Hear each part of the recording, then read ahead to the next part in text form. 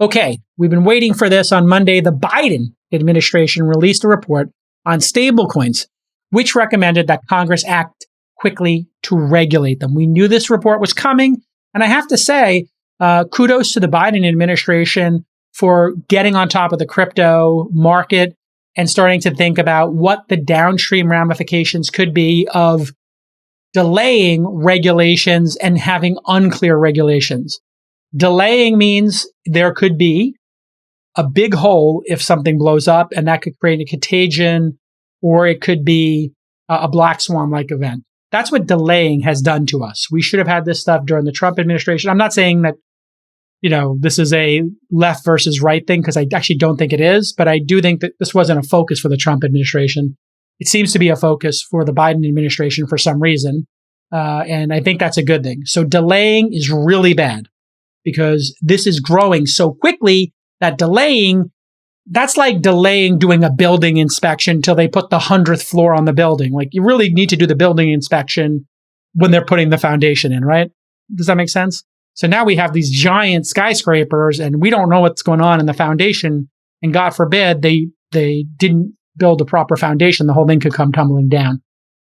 Second, unclear regulation means people are going to take crypto companies and put them in the Zerg or Panama or other places and other jurisdictions that basically inoculate them from regulations or exacerbate bad behavior. And that then makes it hard for people to believe in the crypto space. So there were a number of groups who worked on this, a bunch of different acronyms. The PWG, President's Working Group on Financial Markets, FDIC, the Federal Deposit Insurance Corporation, the OCC, the Office of Controller of the Currency. I've never heard of that one. And so if you just want to understand stablecoins, we're somewhere around 140 billion of these, and the trading volume is something like 780 billion according to CoinGecko. Again, that's just a source. I can't validate how good that source is, but the total crypto market, according to CoinGecko and some of these other sites, is something like 2.8 trillion. Now, that number isn't real, because that doesn't mean that you could sell all those coins and get $2.8 trillion. You know that when you start a program, let's say I own 50% of the coins, and the coins start getting bought over the next 2 years, and they go up 10,000%, 100,000%, right? They go up 1,000x, whatever it is. Those 50% of coins they never transacted, right? So this is why sometimes these market caps are fugazi or not representative of reality. Solana comes to mind. This thing has gone up super quick. If everybody who owns Solana at a penny tried to sell it now at $100, the market would tank and go back down to $1, which wouldn't be enough buy side. So these are very weirdly traded currencies. It's the equivalent of in the stock market when you have a small float, right? If you had 90% of people were the insiders who owned a company and only 10% was being traded by the public, how representative is it if you're only trading 10%? If that other 90% suddenly came on the market, would the price collapse? In all likelihood, it would, unless it was such a great company that people really wanted to own it. But even in that case, the supply would outstrip the demand in all likelihood. So stablecoins are somewhere maybe 5 or 10% of the market, depending on how real that $2.8 trillion number is. So the report, and I perused it, I didn't read the whole thing yet, was pretty favorable about the applications of stablecoins. Quote from the report's press release, stablecoins could be more widely used in the future as a means of payment by households and businesses. That's an incredible statement.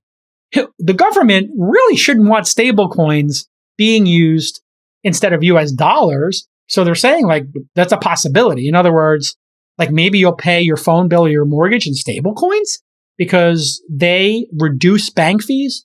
That's the big thing here. The banks have this big infrastructure. They're regulated. They have high costs. They have high fees. They're slow. They're only open a certain number of hours a day. You've sent a wire. You've been through this nonsense. Stablecoins just boom. You send them. They're basically free to send. They're like poker chips. They are very easy to transact with. Now, the U.S. government is going to need to have a U.S. dollar that can trade like stablecoins eventually. But the banking industry has no interest in doing that because that would break their monopoly on money transfer. and make it harder for them. So I think we all understand what's going on here. You got these rebels and stablecoins, and then on the other side, you've got regulated banks.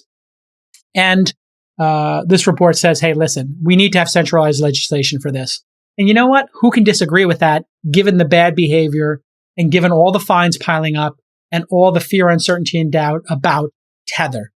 Hashtag Tether investigation.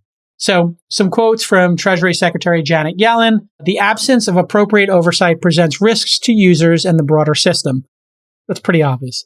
I think everybody agrees with that. Current oversight is inconsistent and fragmented, with some stablecoins effectively falling outside of the regulatory perimeter. Again, you don't really need much evidence of this. We had Jeremy Allaire on the program, and he's trying to figure out, how do I do this with the highest level of regulation and compliance? I would say compliance.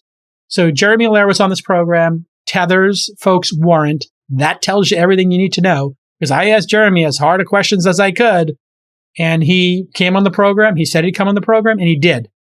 He wants to see regulation, and he wants to have clarity about that. As I started off with the segment, you really want to have clarity if you're a good actor. Why do you want to have clarity and regulation as a good actor? Because it gets rid of bad actors who might be cutting corners. Who is the canonical example of the bad actor in this? Clearly, it's Tether. And I don't have to worry about getting sued because Tether is banned from working with citizens and companies in New York. They've been banned. So they are bad actors according to New York State. They are bad actors according to the Canadian regulators because they won't let them trade.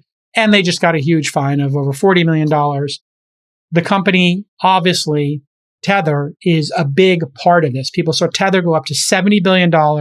And although people who use Tether feel comfortable with it, I think it would be more comfortable for society writ large and for the industry to have this highly, highly regulated.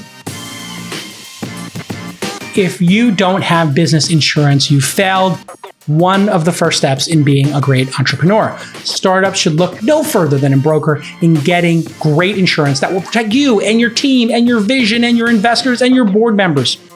Here's how Embroker works. Their technology saves you a ton of time and a ton of money.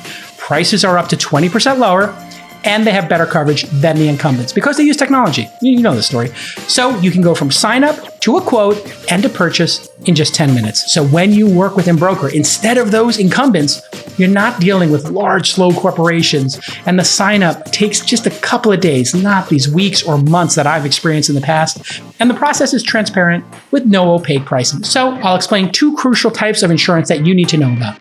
Cyber insurance. This is obvious. It covers hacks. That happens all the time. You just don't hear about it. And D&O insurance. This helps you if directors, people on the board, or officers, and the C-suite, the top 10, 10 people at a company, do something really dumb, and then you get sued. Here's your call to action to instantly buy custom-built insurance for startups. I want you to go to embroker.com/twist. EMBROKER.com/twist. Embroker.com/twist. And while you're there, you're going to get an extra 10% off if you use the offer code TWIST, TWIST. That stands for This Week in Startups. Okay, thanks, Embroker. Great job.